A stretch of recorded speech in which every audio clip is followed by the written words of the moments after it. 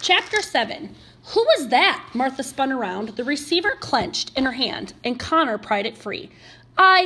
He called me Elizabeth. He said I was dead. Dead, huh? Connor considered this for a moment. Nice touch. Wasn't I supposed to answer the phone from now on? It was supposed to be for me. Martha stammered. Connor raised an eyebrow, but didn't pursue it. Martha, don't say anything back to him. Don't even answer the phone, okay? You didn't hear that breathing. He said trick or treat, just like before. Martha, it's just a crank caller. Everyone in town knows that Elizabeth Bedford died here on Halloween. What did you expect him to say?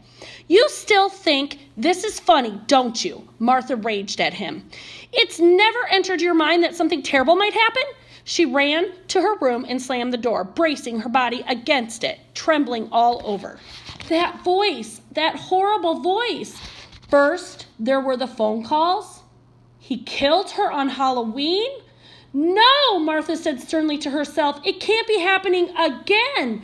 Connor's right. Someone's just trying to scare me.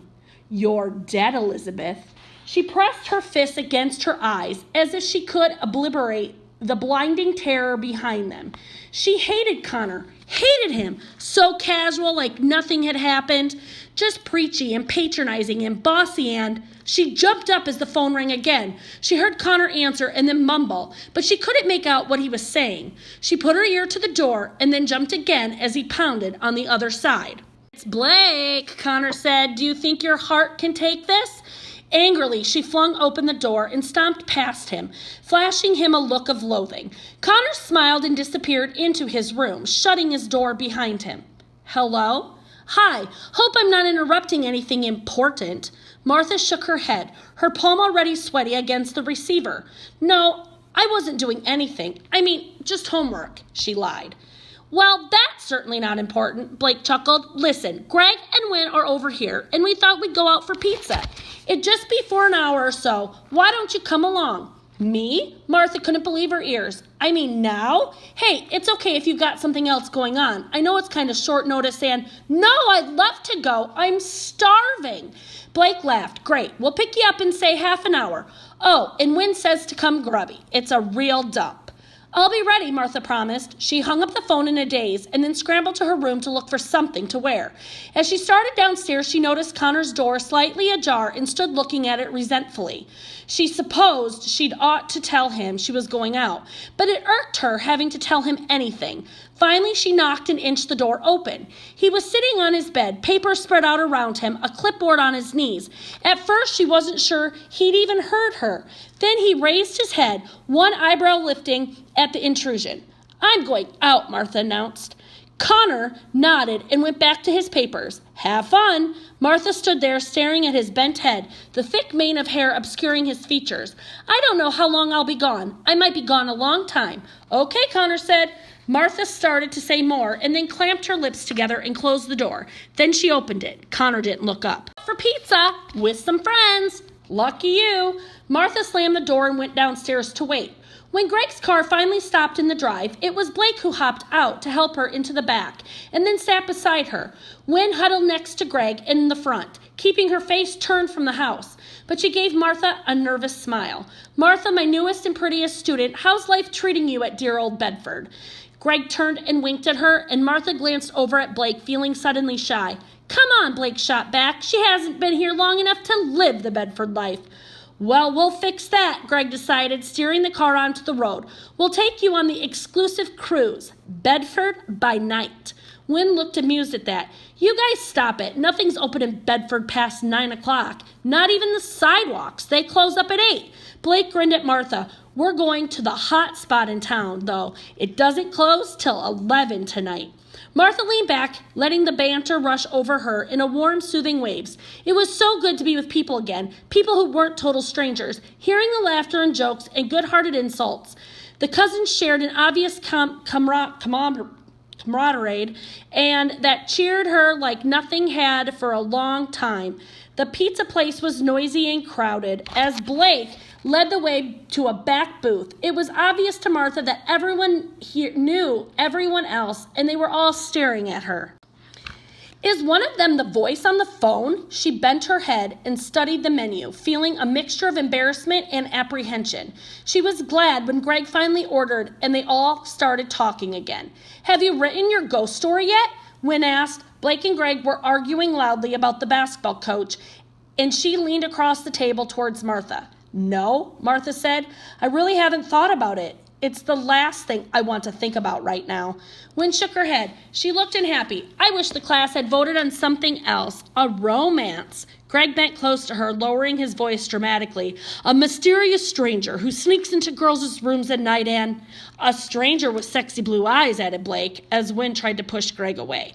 Look at her. She blushes every time, Greg deadpanned. Every time we mention that blue-eyed stranger.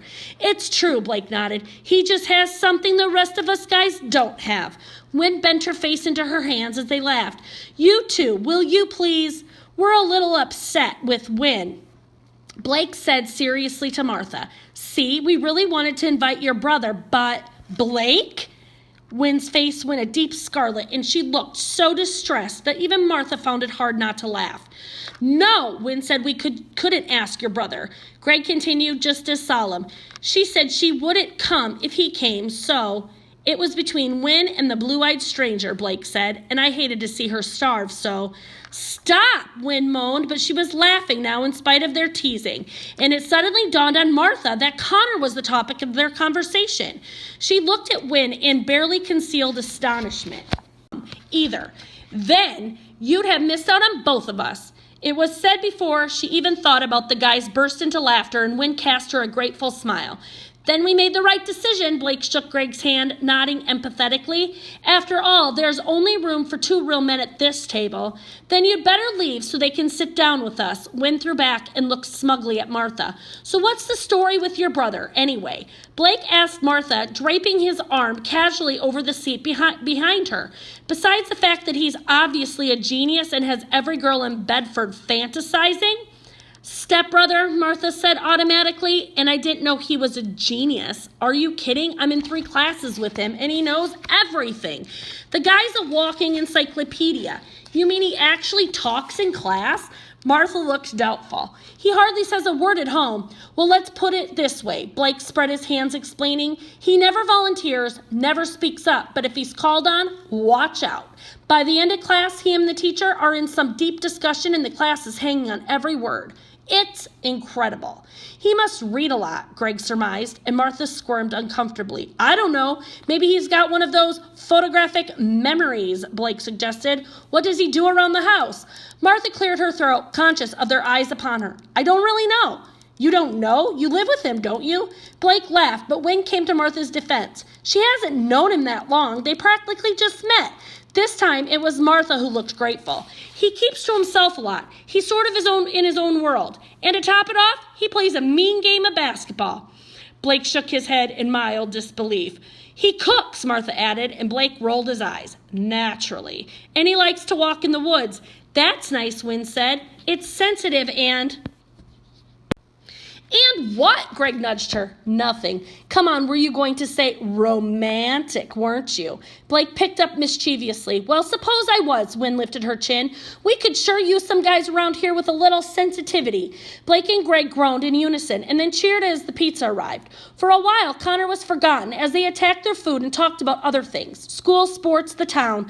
Martha laughed uproariously as Greg recalled childhood escapades that he and his cousins had been involved in, and then Wynn retaliated with some choice stories of her own that Blake and Greg swore had never happened. Martha couldn't remember when she'd had so much fun, and she hated the evening to end. After dropping Wynn off, Greg insisted that Blake borrow his car to drive Martha home, and though Martha felt shy about being alone with Blake, he soon put her at ease, driving around town as Greg had suggested earlier, showing her the general layout of Bedford. They took their time, talking, listening to tapes, and when the heater got temperamental, Blake's arm slipped easily around her shoulders and stayed there the rest of the way home. They drove slowly because of the fog, and Blake didn't seem in any hurry to drop her off. And when they finally realized pulled up in the driveway, Martha realized she hadn't thought about Connor or the house all evening. Connor's light was on, which seemed to amuse Blake. He helped her out of the car and took her hand, walking her to the porch. "I'm glad you came," he said. "Me too." They looked at each other for a long moment, and he gathered her into his jacket, resting his chin on top of her head. His touch felt warm and secure. "I've been thinking.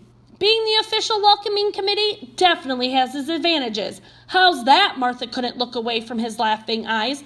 "I get first dibs on the new kid," Blake said in mock seriousness. Martha laughed, impressed. Then her voice grew urgent.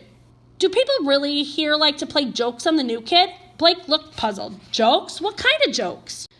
"Oh," Martha shrugged evasively. "Stupid phone calls, things like that." Blake studied her, his smile uncertain. "You mean Prince Albert in a can phone calls? It wouldn't surprise me. There's lots of dumb kids in Bedford." His smile widened as he pulled her closer. "Lucky Connor." Blake looked down at her, teasing, and Martha frowned. "What's lucky about Connor?" "He gets to live with you." Blake grinned again, his hand sliding from her arm. "I'll call you," he said. "See you tomorrow."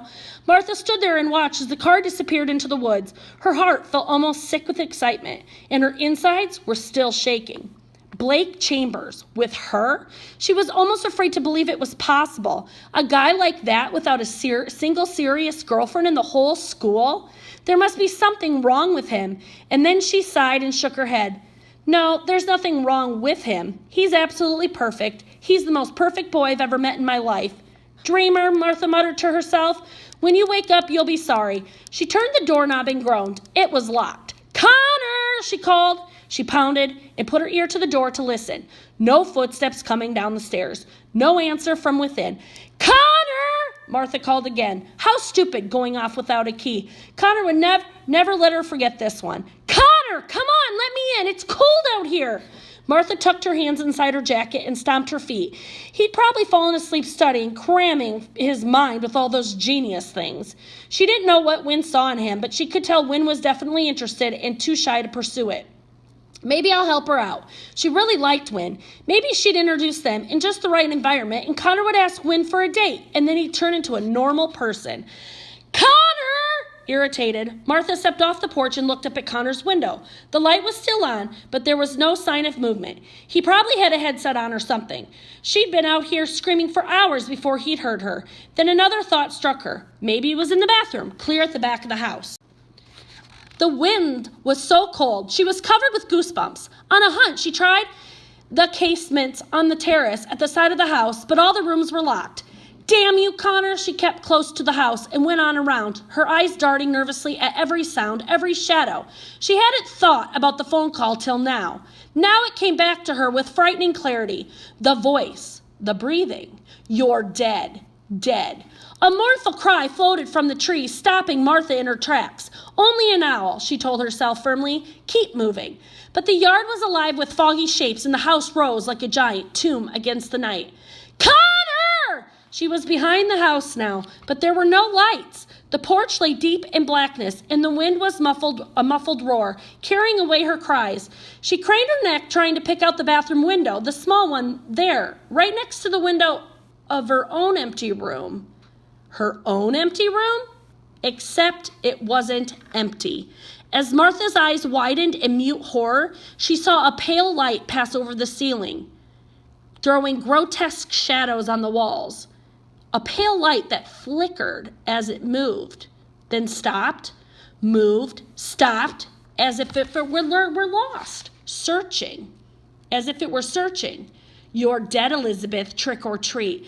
And Martha's hand flew to her mouth, stifling her scream as a silhouette slowly materialized out of those deep black shadows in her room. As a silhouette took shape in the window above, uncoiling and lengthening up the flickering wall. A person suspended there, watching her.